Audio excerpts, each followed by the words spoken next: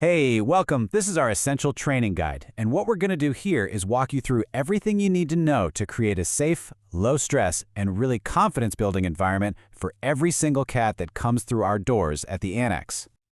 All right, so here's what we're going to cover. We've got 5 key modules. We're going to start with the basics, the psychology of a cat, and then we'll build all the way up to the practical, hands-on stuff you'll be doing every single day.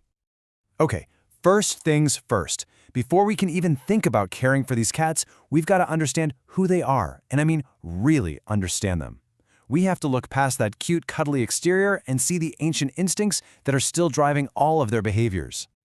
You know, every cat that comes through our doors, doesn't matter if they're super friendly or really shy, is connected to what we call the raw cat. At their core, they are both a predator and a prey animal. That means they're hardwired to constantly scan their world for 2 things: threats and opportunities. So what's our endgame? What are we trying to achieve? It's all about building what we call cat mojo. And cat mojo is just that quiet confidence a cat has when it feels totally secure, when it feels like it owns its territory, and it can just be a cat. When you see that, you know you're doing it right. And this right here, this is a huge mindset shift. When you see a cat hiss or swat or even just hide, you're not seeing a bad cat. You're seeing a cat that's suffering. That behavior is a distress signal. So our job isn't to punish it.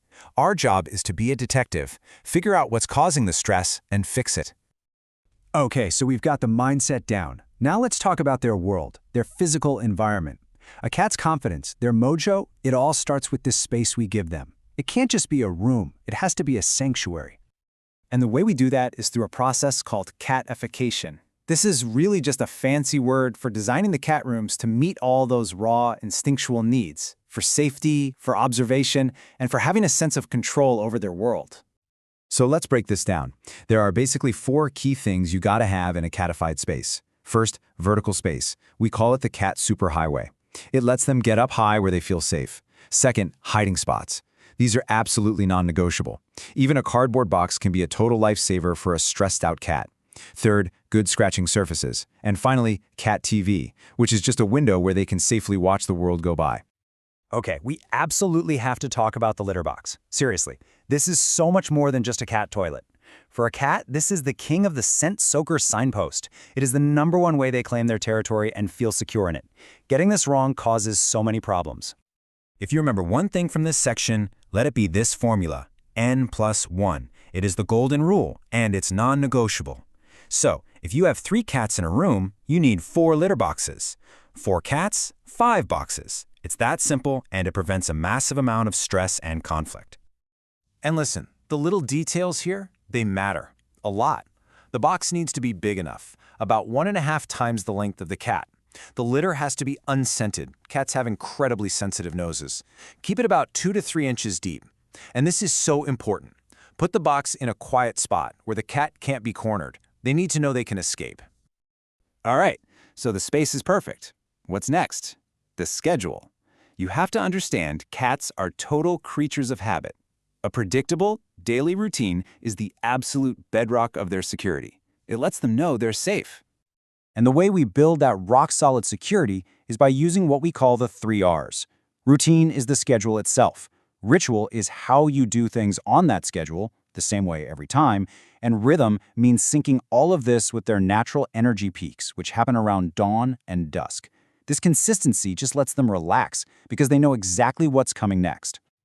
Now, out of all our rituals, this next one is the big one. It's all about honoring their primal cycle: hunt, catch, kill, eat. What this means for us is that we always have a really good, intense play session right before a meal. You let them hunt and catch the wand toy, and then you immediately feed them. This completes that ancient cycle, and it leads to a deeply satisfied, peaceful cat. All right, let's get into what is probably one of the most critical things we do here at the Annex: safe cat introductions. This has to be done slowly. It has to be done methodically. We never, ever just put them together and let them work it out. That is a recipe for absolute disaster. So we have a very specific 5-step process for this, and you cannot skip a single step. The new cat always starts alone in a sanctuary room to just decompress. Then we do scent swapping with their bedding. After that, we feed them on opposite sides of a closed door, so they associate that new smell with something good, food. Only then do we move on to seeing each other through a baby gate, and finally, short, supervised play sessions. Rushing this is the #1 reason intros fail. Okay, our last section is all about you. Your role as a vigilant observer. You're basically going to become a cat detective. Your job is to learn the subtle signs of stress so you can step in and de-escalate things before conflict even starts. You have got to get good at reading their body language. It's a skill, and it's a critical one. For example, that tail that's flicking back and forth, that's not a happy cat, that's an agitated cat. Watch for ears that start to twitch or flatten, or that weird quiver they get on their back. Those are all warning signs that a cat's getting overwhelmed and you need to intervene. And this is that moment you have to watch for. That split second where everything can go wrong. If you see two cats lock eyes and just freeze, that's the stare down. That's the moment right before a fight. You have to calmly and immediately break their line of sight. Use a piece of cardboard, a pillow, whatever you have to just block their view of each other and reset the situation. Let me be crystal clear about this. We do not punish cats here, ever. It's completely ineffective. All it does is teach them to be afraid of you. So what do we do instead? We redirect. A cat starts biting your ankles? That's not aggression. That's misplaced prey drive. So you don't scold them. You grab a one toy, and you redirect that energy onto a proper toy. You finish that hunt, catch, kill, eat cycle, and you solve the problem. So at the end of the day, every little thing you do matters. Every time you scoop a litter box, lead a play session, or just calmly interrupt a stare down, you are building confidence. By using these principles, you're not just a caretaker. You're the architect of that cat's confidence and well-being. You are the one who builds their mojo.